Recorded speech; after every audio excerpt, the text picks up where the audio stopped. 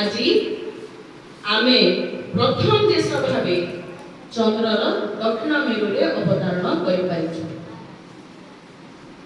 आउ ए जो दिवस मनेबार विशेषत्व हला तांकर उद्यम को आमे समस्ते आगो को बढ़ेबा।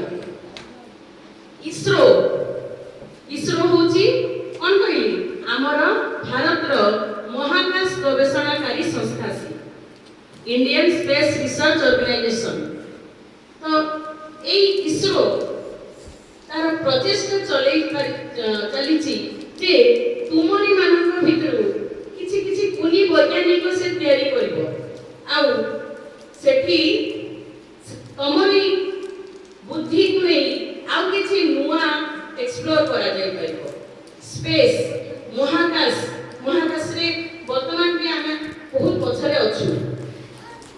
एई मिशन ना पई नासा जोडे के तमरो अमेरिका रो एजेंसी को 4 दिन लागितिला मात्र चंद्र को पहुंचवा पई, किंतु आमे हमको 40 दिन लागि गला। तो 40 दिन रो समय टिके बेसी हे गला। सेति पई इसरो लागि छि जे आमे आउरी कम समय रे भी केमिति अधिक मात्रा रे सफलता अर्जन करि पारिबा।